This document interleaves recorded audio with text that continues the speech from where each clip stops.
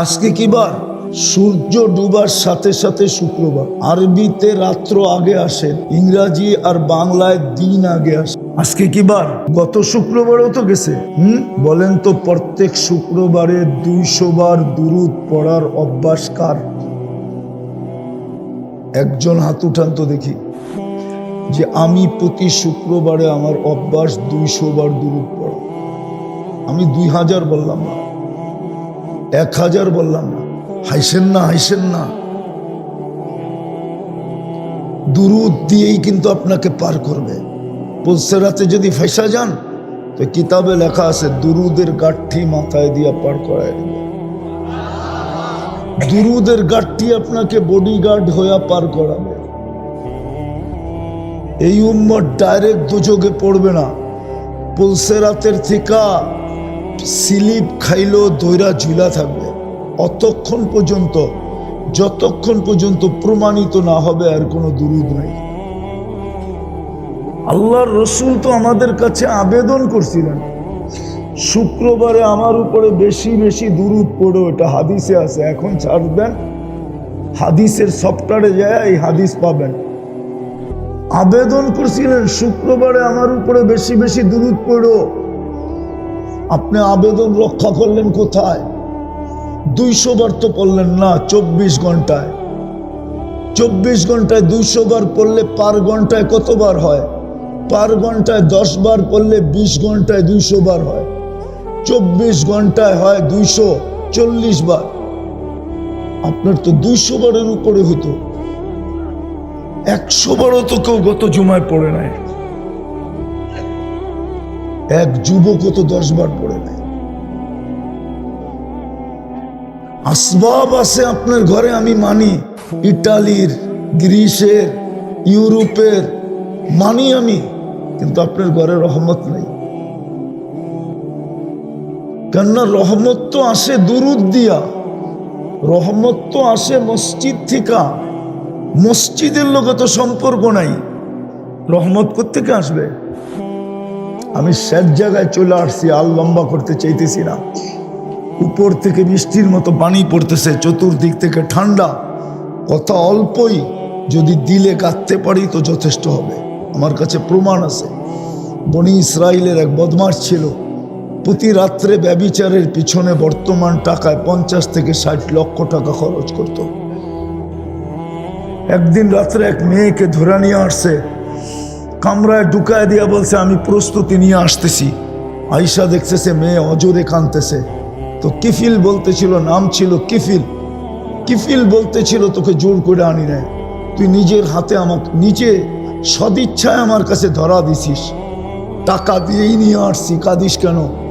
তো বলছে, শোন কিফিল, আমি বাজারি মেয়ে না, এটা আমার পেশাও না, কিন্তু তোর হাতে ধরা দিছি কেন জানিস? বিপদের কারণে। এমন বিপদ আসছে যে আমার এছাড়া কোনো রাস্তা ছিল না। কিন্তু কাঁদি কেন জানিস? কালকে এই চেহারাটা আল্লাহকে কি করে দেখাবো? তীর মারলেও মনে হয় এত জোরে লাগতো না। কিফিল একটা চিৎকার দিছে আর মাটিতে পড়ছে। বলছে, বোন, এখন পর্যন্ত তো তোর গায়ে আমি আঙ্গুলের ছোঁয়া পর্যন্ত দিই নাই, তাতেই তোর এই দুরবস্থা? তাহলে আমার তো এটা অভ্যাস, আমার কালকে কি হবে? আমি কি মুখ দেখাবো আল্লাহকে? টাকার থলিটা উঠায়া দিয়া বলছে, বোন, তোর গায়ে আঙ্গুলের ছোঁয়া দিব না, কিন্তু একটা অনুরোধ করব, তুই হাত দুটা উঠায়া চোখের পানি দিয়ে আল্লাহকে বলে দে, আমি তওবা করলাম।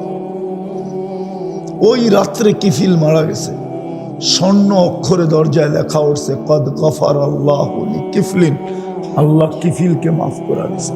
পুরুষকে পুরুষত্ব দিয়া সাজাইছে কে? পুরুষও তো নিজের মন মতো চলে। প্রমাণ দিব আমি।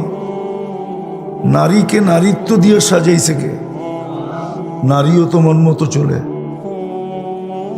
ধনালাকে ধন দিয়ে সাজাইছে কে? সেও তো মন মতো চলে। শিল্পপতিকে শিল্প দিয়ে সাজাইছে কে? সেও তো মন মতো চলে। নেতাকে নেতৃত্ব দিয়ে সাজাইছে কে? সেও তো মন মতো চলে। শুধু ইচ্ছা স্বাধীনতা দিছে বিদায় চলতে পারি। ইচ্ছা স্বাধীনতা যদি না দিতেন তাহলে আল্লাহ কিন্তু যিনি খুঁটি ছাড়া আকাশ দাঁড় করাইতে পারে, একটা না তাও 7টা, সাবা সামাওয়াত। আপনি নিজের বিবেককে প্রশ্ন করেন, আপনি মন মতো কি করে চলেন? আকাশ তো 1 ইঞ্চি নিচে নামতে পারে না, যেখানে সেট করছে ওইখানে, তাও খুঁটি ছাড়া, শুধু হুকুম দিয়ে সেট করে দিয়েছেন। আপনি চলেন কি করে? শুধু ইচ্ছা স্বাধীনতা দিছেন দিকে চলতে পারি, নাইলে বাহাদুরির উৎস কিন্তু আল্লাহর দেওয়া।